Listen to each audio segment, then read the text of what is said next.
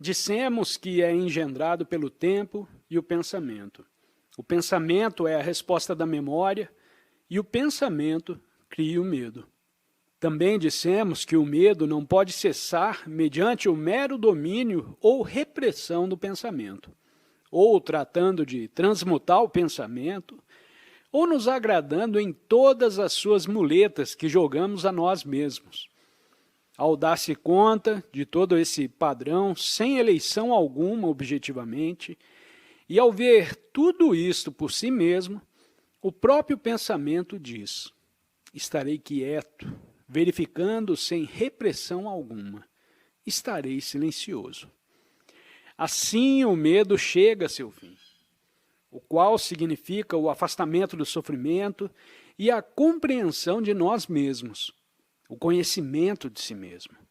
Sem esse conhecimento, não há fim para a dor e o medo. Só uma mente que está livre de medo pode enfrentar-se à realidade. Possivelmente agora vocês tenham interesse em fazer perguntas. Devemos fazer perguntas. É necessário perguntar, revelar-se frente a si mesmo aqui e também o é quando está só em sua habitação ou no jardim, ou sentado tranquilamente em um ônibus ou caminhando. Temos que perguntar para descobrir, mas tem que formular a pergunta correta. E na mesma formulação da pergunta correta está a resposta correta. É correto aceitar si mesmo, aceitar seu próprio sofrimento e sua própria dor? Como você pode aceitar o que é? Quer você dizer que aceita sua fealdade, sua brutalidade, sua violência, suas pretensões, a sua hipocrisia? Você pode aceitar tudo isso? Não deseja você mudar? Não devemos mudar realmente tudo isso? Como podemos aceitar a ordem estabelecida da sociedade com sua moralidade que é imoralidade? Não é a vida um movimento constante de mudança? Quando você está vivendo, não há aceitação, a não ser só o viver. Então, vivemos com um momento da vida, e o movimento da vida exige mudança, uma revolução psicológica, uma mutação. Não compreendo. Sinto muito. Possivelmente, quando utilizou a palavra aceitar, não se deu conta de que no inglês corrente significa aceitar as coisas como são. Possivelmente, poderia expressá-lo em holandês. Aceitar as coisas como vêm. Devo aceitar as coisas como vêm. Digamos, quando a esposa me abandona? Aceitarei as coisas como vêm quando perco dinheiro, quando perco meu trabalho, quando sou desprezado ou insultado. Aceitarei a guerra para tomar as coisas como vêm, realmente, não em teoria. Temos que estar livre do meu e do eu. E de tudo isso estivemos falando durante toda a manhã de hoje. De esvaziar a mente do eu e do você, do nós e do deles. Então, pode você viver de instante em instante, interminavelmente, sem luta e sem conflito. Mas isso é verdadeira meditação. Ação verdadeira e não um conflito, brutalidade e violência.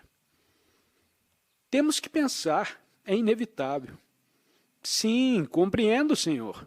Sugere você que não deveríamos pensar absolutamente? Para realizar um trabalho, terá que pensar. Para ir à sua casa, tem você que pensar.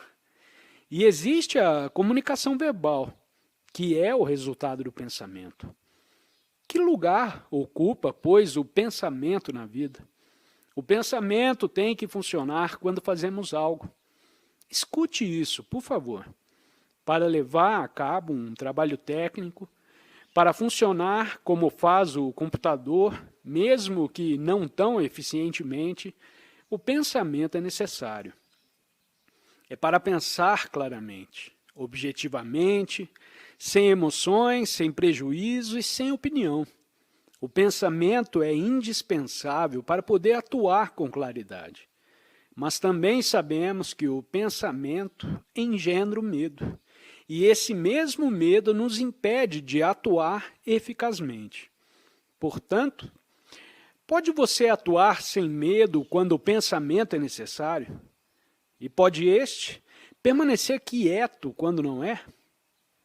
Você entende isso? Pode você ter uma mente e um coração que compreendam esse processo do temor, do prazer, do pensamento e da quietude da mente? Pode você atuar com reflexão quando é necessário e não utilizar o pensamento quando não o é? Sem dúvida, tudo isso é singelo, não é assim? Isso é, pode a mente estar tão por completo atenta que quando se achar acordada, pense e atue, se for necessário, e permaneça acordada nessa ação, sem dormir e sem trabalhar de um modo mecânico? De maneira que a questão não é se devemos pensar ou não, a não ser como nos manter acordados. Para permanecer acordados é indispensável essa profunda compreensão do pensamento, do medo, do amor, o ódio e a solidão. Temos que estar de tudo comprometido nessa forma de vida, tal como você o está, mas compreendo-a completamente. Podemos compreendê-la a fundo só quando a mente está por completo acordada, sem distorção alguma. Quer dizer que simplesmente reagimos de acordo com nossa experiência quando estamos frente ao perigo? Não o faz você? Quando você vê um animal perigoso, não reage de acordo com a memória, com a experiência, que possivelmente não seja sua própria experiência pessoal, a não ser a experiência da raça que diz, tome cuidado? Isso é o que eu tinha na mente. Mas por que não atuamos com igual eficiência quando vemos o perigo do nacionalismo, da guerra, dos governos separados com seus direitos soberanos e seus exércitos? Estas são as coisas mais perigosas. Por que não reagimos? Por que não dizemos, vamos mudar tudo isso? Isso significa que tem que ocorrer uma mudança em nós mesmos, nesse si mesmo que agora conhecemos. De modo que a gente não pertença a nenhuma nação, a nenhuma bandeira, país ou religião, e que, portanto, seja um ser humano livre. Mas não o fazemos.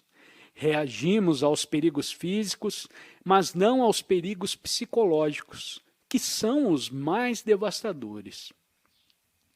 Aceitamos as coisas como estão ou nos rebelamos contra elas para criar uma utopia fantástica, com o qual voltamos para o mesmo ponto. Ver o perigo interno e ver o perigo externo é a mesma coisa, ou seja, nos manter acordados, o qual significa ser inteligentes e sensíveis.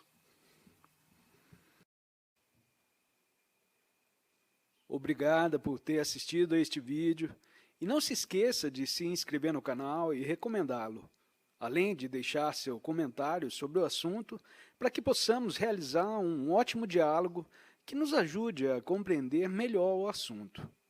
Tenha um ótimo dia e até o próximo vídeo.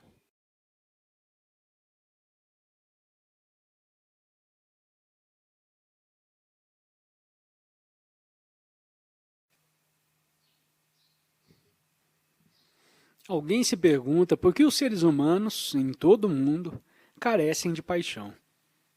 Desejam veementemente o poder, a posição, diversas classes de entretenimento, tão sexual como religioso, e outras formas de sensualidade. Mas, ao que parece, poucos têm a paixão profunda que se consagra a compreender o processo total do viver. Poucos são os que não dedicam toda a sua energia à atividade fragmentária. O gerente de banco está tremendamente interessado em seu negócio bancário e o artista e o cientista estão entregues a seus próprios interesses especiais. Mas, aparentemente, uma das coisas mais difíceis é ter uma paixão intensa e perdurável, posta na compreensão da totalidade da vida. À medida que penetramos nessa questão do que constitui a compreensão total do viver, amar e morrer, necessitamos não só a capacidade intelectual e intenso sentimento, a não ser muito mais que tudo isso, a grande energia que unicamente a paixão pode brindar. Tendo esse problema enorme, complexo, sutil e muito profundo, devemos dedicar nossa total atenção, que depois de tudo é paixão, para ver e descobrir por nós mesmos se houver outra maneira de viver por completo diferente da atual. Para compreender isso, temos que entrar em várias questões, inquirir no processo da consciência, examinar tanto as capas superficiais como as profundas de nossa própria mente, e observar também a natureza da ordem, não só do externo, do social, mas também do interno. Temos que descobrir o sentido do viver. Não lhe dá uma importância só intelectual, a não ser ver realmente o que significa viver. Desse modo, temos que examinar a questão do que é o amor e o que significa. Tudo isso deve ser explorado no consciente e nos profundos e ocultos rincões da própria psique. Temos que nos perguntar o que é ordem, o que significa realmente viver e se podemos viver uma vida de completo e total afeto, compaixão, ternura e amor. Também temos que descobrir por nós mesmos o significado dessa coisa extraordinária que chamamos morte. Esses não são fragmentos, a não ser o movimento completo, a totalidade da vida. Não poderemos compreender isso se o dividirmos em viver, amar e morrer, porque tudo é um só movimento. Para compreender esse processo total, tem que haver energia. Não só a energia intelectual, mas também a energia de um sentir intenso. E isso implica ter essa paixão sem motivo que possa arder constantemente dentro de cada um. Como nossas mentes estão fragmentadas, é necessário investigar a questão do consciente e o inconsciente, porque ali começa toda a divisão, o eu e o não eu, o você e o eu, o nós e o eles. Enquanto exista essa separação na nacionalidade, a família, entre religiões com suas dependências possessivas, separadas, haverá indevidamente divisões na vida. Haverá o viver cotidiano com seu tédio e rotina, e isso que chamamos amor, cercado pelo ciúme, a possessividade, a dependência e a dominação. Haverá temor e a inevitabilidade da morte. Podemos penetrar nessa questão seriamente, não só em forma verbal, teórica, mas também investigá-la, olhando-a realmente dentro de nós mesmos e nos perguntando por que existe essa divisão que engendra tanta desdita, confusão e conflito. Podemos observar muito claramente em nós mesmos a atividade da mente superficial, com sua preocupação pela subsistência e seu conhecimento técnico, cientista aquisitivo. A gente pode observar-se sendo competidor no escritório, pode ver as operações superficiais da própria mente, mas há partes ocultas que não foram exploradas porque não sabemos como fazê-lo. Se desejamos as expor à luz da claridade e da compreensão, lemos livros que nos falam delas, ou vamos a algum analista ou filósofo. Mas não sabemos como olhar as coisas por nós mesmos. Mesmo que sejamos capazes de observar a atividade externa e superficial da mente, estamos aparentemente incapacitados para olhar nessa cova profunda e secreta em que está contido todo o passado. Pode a mente consciente, com suas positivas exigências e asseverações, olhar nas capas mais profundas do próprio ser?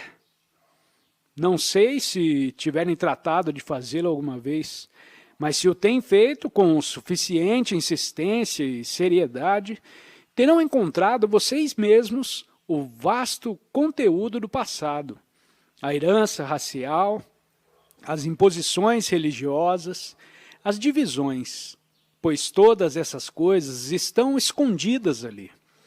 A expressão ocasional de uma opinião se origina nessas acumulações do passado que se apoiam essencialmente no conhecimento e a experiência passada, com suas diversas formas de conclusões e opiniões. Pode a mente olhar dentro de tudo isso, compreendê-lo e transcendê-lo de maneira que não exista divisão alguma? Isso é importante porque estamos muito condicionados para olhar a vida em forma fragmentária. E enquanto continue essa fragmentação, existirá a demanda de realização, o eu desejando realizar, obter, competir, ser ambicioso. É essa fragmentação da vida o que nos faz individual e coletivamente egocêntricos e necessitados de nos identificar com algo maior enquanto permanecemos separados. Essa profunda divisão na consciência, na estrutura e natureza total de nosso ser, a que causa divisão em nossas atividades, em nossos pensamentos e nossos sentimentos. Assim dividimos a vida e essas coisas que chamamos amar e morrer. É possível observar o movimento do passado, que é um inconsciente, se é que podemos usar a palavra inconsciente, sem lhe dar um significado especial psicoanalítico. O inconsciente profundo é o passado, e atuamos partindo daí. Portanto, existe a divisão entre passado, presente e futuro, o qual é tempo. Tudo isso pode parecer complicado, mas não é. É realmente bastante singelo se podemos olhar dentro de nós mesmos e nos observar na ação. Observar o funcionamento de nossas próprias opiniões, pensamentos e conclusões. Obrigado por ter assistido a este vídeo. E não se esqueça de se inscrever no canal e recomendá-lo, além de deixar seu comentário sobre o assunto para que possamos realizar um ótimo diálogo que nos ajude a compreender melhor o assunto. Tenha um ótimo dia e até o próximo vídeo.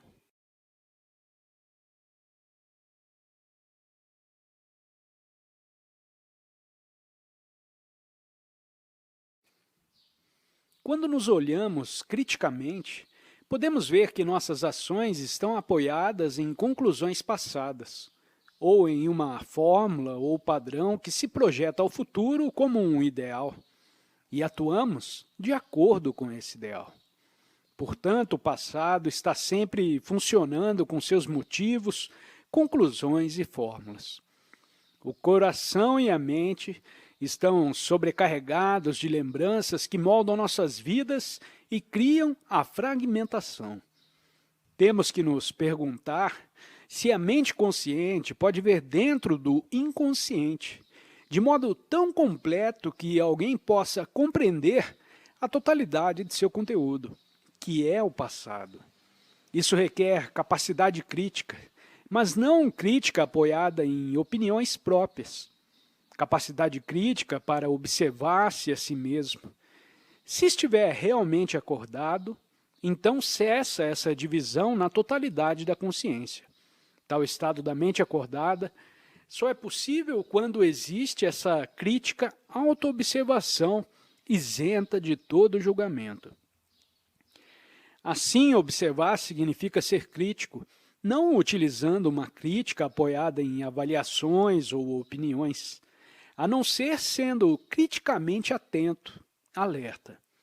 Mas se essa crítica é pessoal, se está cercada pelo medo ou qualquer forma de prejuízo, cessa de ser uma verdadeira crítica e se converte em um pouco meramente fragmentário. O que nos interessa é compreender todo o processo, a totalidade da vida, e não um fragmento em particular.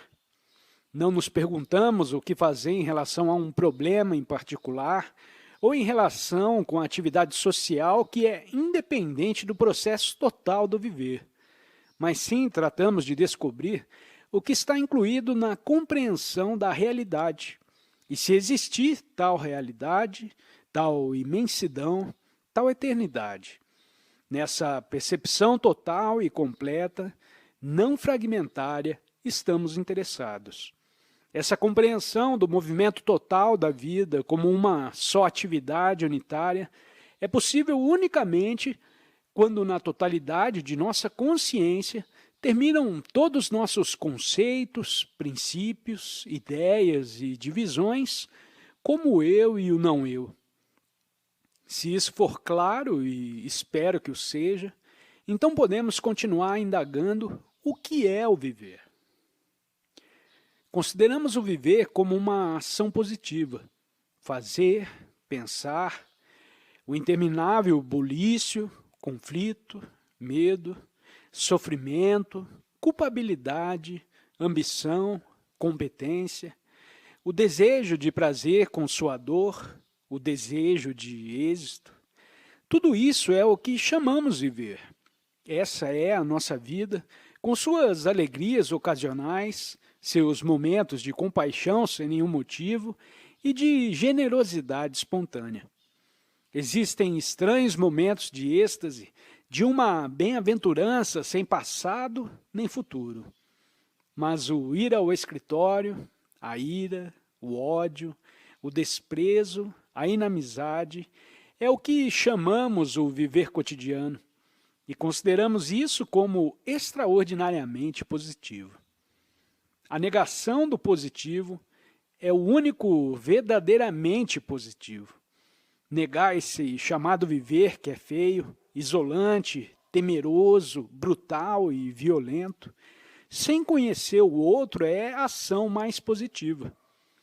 Estamos nos comunicando mutuamente? Vocês sabem que negar do todo a moralidade convencional é ser altamente moral. Porque o que chamamos moral social, a moral da respeitabilidade, é totalmente imoral. Somos competidores, ambiciosos, invejosos e fazemos o que nos agrada. Vocês sabem como nos comportamos. Chamamos a isso moralidade social. As pessoas religiosas falam de uma moralidade distinta, mas suas vidas, todas suas atitudes, a estrutura hierárquica das organizações religiosas e das crenças é imoral. Negar isso não é reagir, porque a reação constitui outra forma de dissentir mediante a própria resistência. Mas quando negamos porque compreendemos, existe a mais alta forma de moralidade. Da mesma maneira, negar a moralidade social, negar a maneira em que vivemos nossas vidas insignificantes, nosso pensar e existir superficiais, a satisfação que em um nível superficial sentimos com as coisas que acumulamos. Negar tudo isso, não como uma reação, a não ser vendo a total estupidez e a natureza destrutiva dessa maneira de viver. Negar tudo isso é viver. Ver o falso como falso é ver o verdadeiro.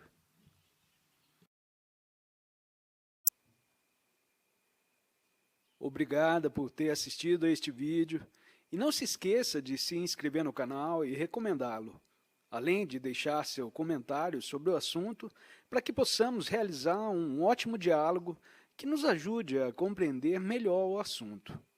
Tenha um ótimo dia e até o próximo vídeo.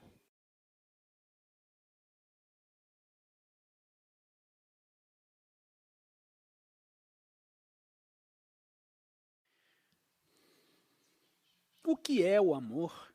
É prazer o amor? É desejo? É o amor, apego, dependência, a posse da pessoa que amamos e dominamos? É amor dizer, isso é meu e não teu, minha propriedade, meus direitos sexuais, nos quais estão envoltos o ciúme, o ódio, a ira e violência? E além disso, o amor se dividiu em sagrado e profano, como parte do condicionamento religioso. É tudo isso amor? Pode amar e ser ambicioso? Você pode amar seu marido e pode dizer o que o ama quando é ambicioso? Pode haver amor quando há competição e afã de êxito?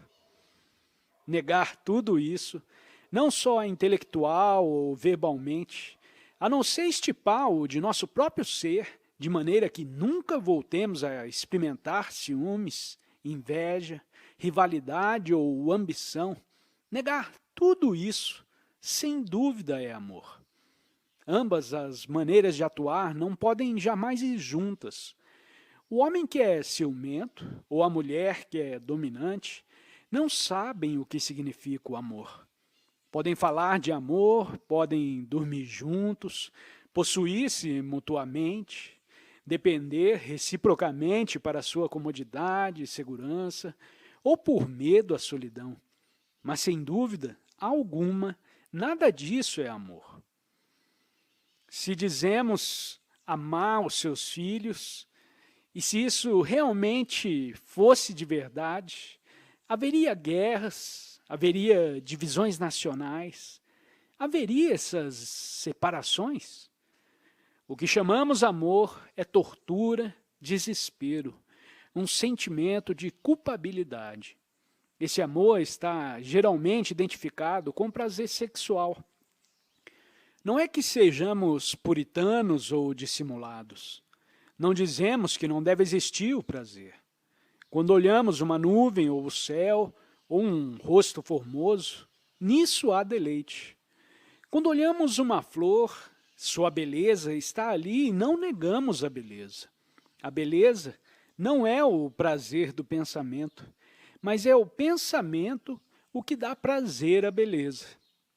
Da mesma maneira, quando amamos e há sexo, o pensamento dá continuidade ao prazer através da imagem do que se experimentou e do que tem que repetir-se amanhã. Nessa repetição, há um prazer que não é beleza.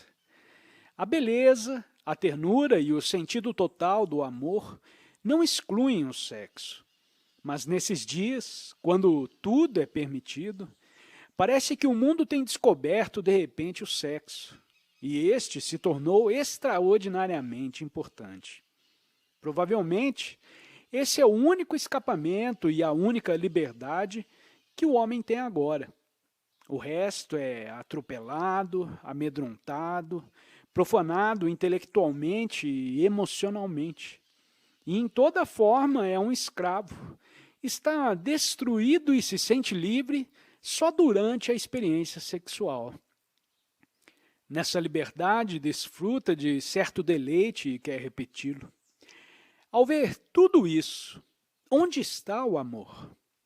Só uma mente e um coração plenos de amor podem perceber o movimento total da vida. Então, algo que faça um homem que possui esse amor é moral, bom e o que faz é belo. E como intervém a ordem em tudo isso?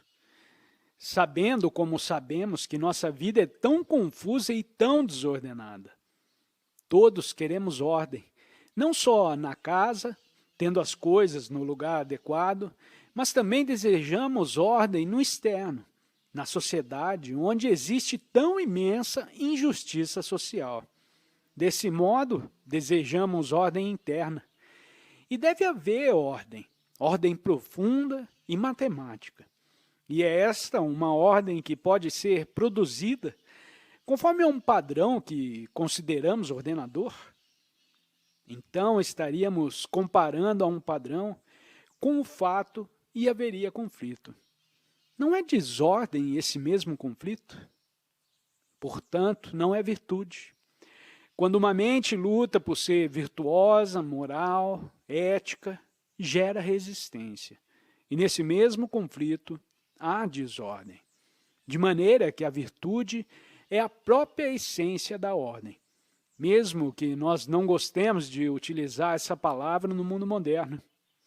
Essa virtude não nasce do conflito do pensamento, mas sim surge só quando vemos a desordem criticamente com uma inteligência acordada e nos compreendendo a nós mesmos.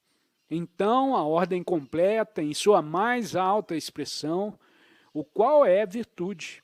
E isso é possível só quando há o amor. Está logo a questão do morrer que apartamos, que nós cuidadosamente, como algo que vai ocorrer no futuro, um futuro possivelmente dentro de 50 anos, ou talvez amanhã.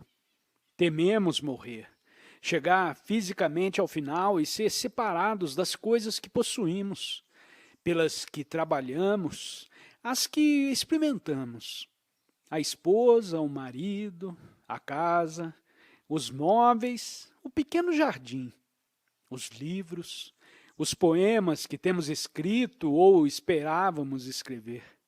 E tememos abandonar tudo isso porque nós somos os móveis, a pintura que possuímos. Quando sabemos tocar o violino, somos esse violino. Isso é assim porque nos identificamos com essas coisas. Somos tudo isso e nada mais. Olharam isso assim alguma vez? Somos a casa, com suas persianas, o dormitório, os móveis que possuímos e que polimos cuidadosamente por anos. Isso é o que somos. Se eliminarmos tudo isso, não somos nada. Obrigada por ter assistido a este vídeo. E não se esqueça de se inscrever no canal e recomendá-lo, além de deixar seu comentário sobre o assunto para que possamos realizar um ótimo diálogo que nos ajude a compreender melhor o assunto. Tenha um ótimo dia e até o próximo vídeo.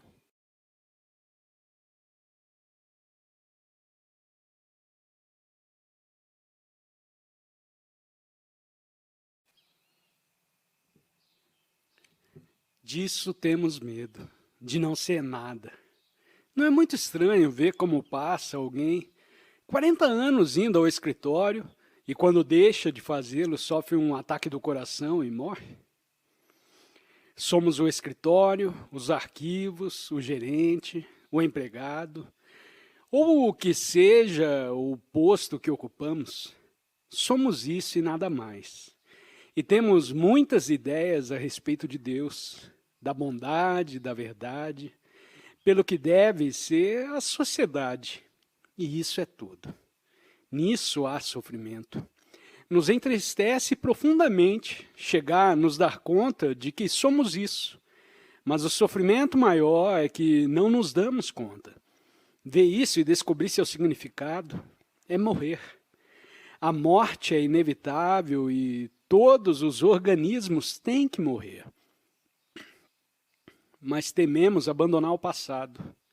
Somos o passado, somos o tempo, a dor e o desespero. Com uma percepção ocasional de beleza, um florescimento de bondade, de ternura, como algo passageiro e não perdurável. E como temos medo à morte, dizemos, voltarei a viver? A qual implica continuar a luta, o conflito, a desdita, a posse de coisas, a experiência acumulada. Todo o Oriente acredita na reencarnação. Desejamos ver, reencarnar aquilo que somos, mas somos toda essa confusão, essa desordem, esse enredo. E a reencarnação implica também que voltaremos a nascer em outra vida. Portanto, importa o que façamos hoje e não como vamos viver quando renascemos em nossa próxima vida, se é que existe tal coisa. Se formos nascer de novo, o que importa é como vivemos hoje, porque o hoje é o que vai semear a semente da beleza, ou a semente da dor. Mas aqueles que acreditam tão fervorosamente na reencarnação não sabem como comportar-se. E se estivessem interessados em seu comportamento, então não lhes preocuparia o amanhã, porque a bondade está na atenção que emprestemos hoje.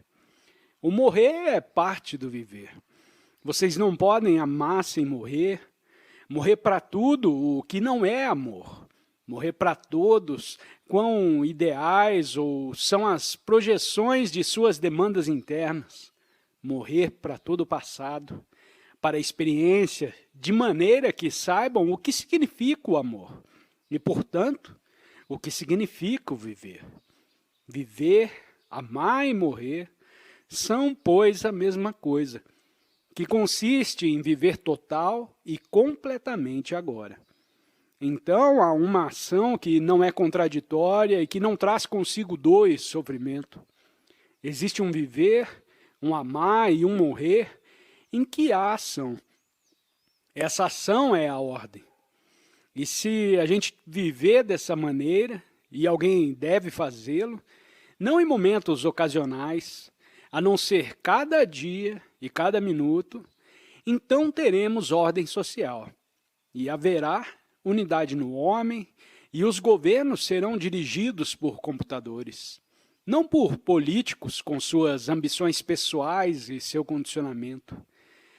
Portanto, viver é amar e é morrer. Pode-se ficar livre instantaneamente e viver sem conflitos, ou isso toma tempo? Pode-se viver imediatamente sem o passado, ou toma tempo desfazer do passado?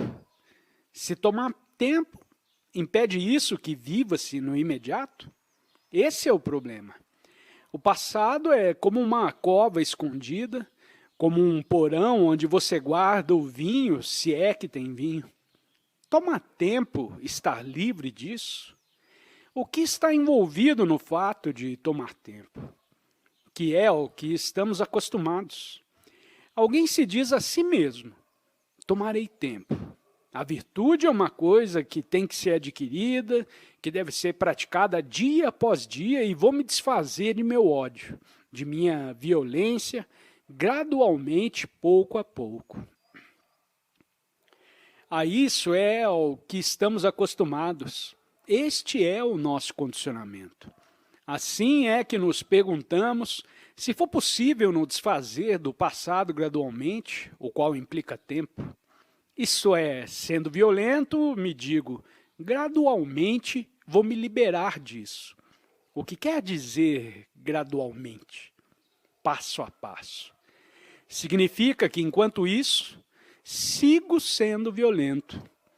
A ideia de desfazer-se gradualmente da violência é uma forma de hipocrisia. É óbvio que, se for violento, não posso deixar de sê-lo gradualmente, mas sim tenho que terminar com isso imediatamente. Posso pôr fim a coisas psicológicas imediatamente? Não posso fazê-lo se aceitar a ideia de me liberar gradualmente do passado. Mas o que importa é ver o fato tal e como é agora, sem distorção alguma. Se for ciumento e invejoso, devo vê-lo completamente, mediante a observação total e não parcial. Observo meu ciúme. E por que sou ciumento? Porque estou sozinho, a pessoa da qual dependo me abandonou, e subitamente enfrento a minha vacuidade, a meu isolamento.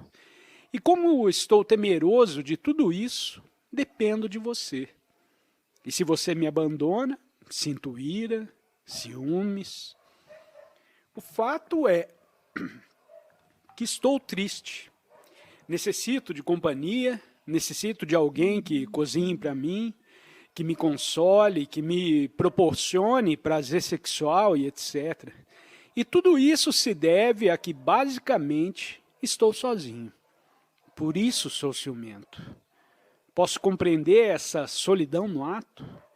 Posso compreendê-la só se a observar, se não fugir, se possa observá-la criticamente, com inteligência acordada, sem procurar desculpas, sem tratar de encher o vazio ou de encontrar uma nova companhia.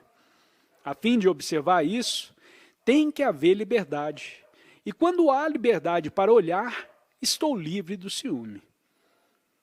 De maneira que a percepção, a total observação do ciúme e a liberação dele não depende do tempo, mas sim de emprestar atenção completa, de dar-se conta com objetividade crítica, observando sem eleição alguma, instantaneamente, todas as coisas conforme surgirem. Então, há liberdade não no futuro, a não ser agora, daquilo que chamamos ciúmes.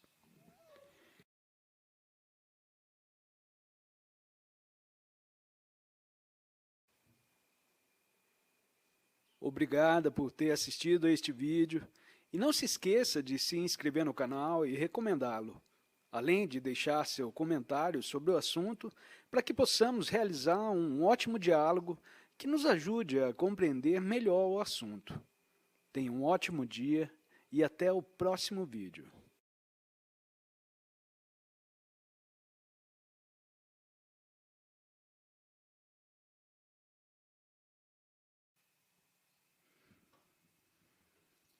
Isso se aplica igualmente à violência, à ira e a qualquer outro hábito, seja o de fumar, o de ingerir bebidas alcoólicas ou aos hábitos sexuais. Se os observarmos com muita atenção em sua totalidade, com nossa mente e coração, nos damos conta inteligentemente de seu conteúdo total. Então, há liberdade. Uma vez que esse estado de atenção, de percepção alerta está funcionando, algo que surge então, ira, ciúmes, violência, brutalidade, ambiguidades, inimizade, pode ser observada instantaneamente, completamente. Nisso há liberdade. E a coisa que estava ali deixa de existir. De modo que o passado não será eliminado através do tempo. O tempo não é o caminho à liberdade. Não é essa ideia do gradual, uma forma de indolência, de incapacidade, para enfrentar o passado instantaneamente no momento que surge? Quando vocês têm essa prodigiosa capacidade para observá-lo claramente, conforme surge e o observam com toda a sua mente, com todo o seu coração, então o passado cessa. Portanto, o tempo e o pensamento não põem fim ao passado, porque o tempo e o pensamento são o passado. É o pensamento um movimento da mente? É a percepção alerta função de uma mente quieta? Como dissemos outro dia, o pensamento é a resposta da memória, como se tratasse de um computador que alimentamos com toda a classe de informação. E quando pedimos a resposta, o que armazenamos no computador responde. Nessa mesma forma, a mente, o cérebro, que é o armazenamento do passado, que é memória, quando é desafiado, responde em pensamentos de acordo com o seu conhecimento, experiência e condicionamento. Portanto, o pensamento é o movimento, ou bem parte do movimento da mente e do cérebro. O interlocutor deseja saber se a percepção alerta implica quietude da mente.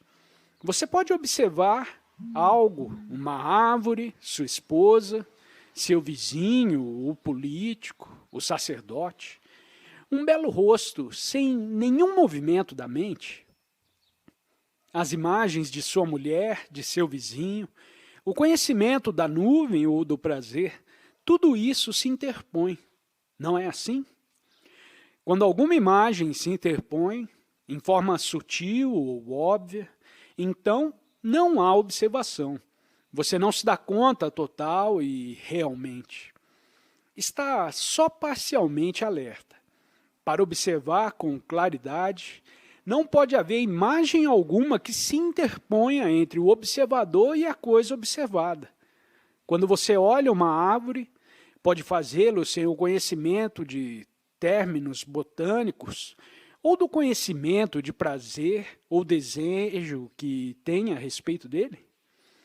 Pode olhá-lo tão completamente que o espaço entre você, o observador e a coisa observada desapareça? Isso não quer dizer que você se volte à árvore, mas quando esse espaço desaparece, cessa o observador e fica unicamente a coisa observada. Nessa observação, há percepção. Vê-se a coisa com vitalidade extraordinária. Sua cor, sua forma, a beleza da folha ou do tronco. Quando não existe o centro do eu que está observando, você se acha em íntimo contato com aquilo que observa. Existe o movimento do pensamento, que é parte do cérebro e da mente, quando há uma provocação que tem que ser respondida pelo pensamento. Mas para descobrir algo novo, algo que nunca se viu antes, tem que haver essa atenção intensa, sem movimento algum. Isso não é algo misterioso ou oculto que você tem que praticar por anos e anos. Isso é pura tolice. Isso se produz quando entre dois pensamentos você está observando. Sabe como o homem descobriu a propulsão? Como ocorreu? O conhecia tudo o que terei que conhecer sobre o motor de combustão e procurava algum outro método. Para olhar, terá que estar silencioso. Se a mente levar consigo todo o conhecimento de seu motor a combustão, encontrará unicamente o que já conhece. Aquilo que alguém aprendeu tem que estar dormido, quieto, e então pode tirar do chapéu algo novo. Da mesma maneira, para ver sua esposa, o seu marido, a árvore, ao vizinho, a total estrutura social que é desordem, vocês têm que encontrar silenciosamente uma maneira nova de olhar e, portanto, uma maneira nova de viver e de atuar. Como encontramos o poder de viver sem teorias nem ideais? Como tem você o poder de viver com eles? Como tem essa energia extraordinária para viver com fórmulas, ideais e teorias? Você vive com essas fórmulas. Como tem a energia? Essa energia está sendo dissipada no conflito. O ideal está lá e você está aqui e trata de viver de acordo com aquilo.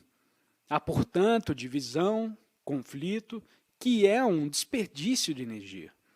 Assim, quando vê o desperdício de energia, quando vê o absurdo de ter ideais, fórmulas, conceitos e os conflitos constantes que todos eles causam, então tem a energia para viver sem isso.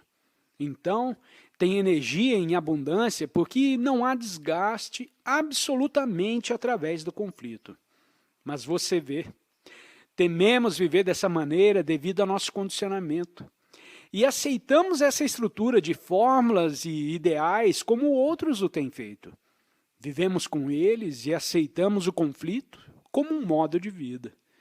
Quando vemos tudo isso, não de maneira verbal, teórica, nem intelectual, mas sim nos damos conta, com todo o nosso ser, de quão absurdo é viver assim.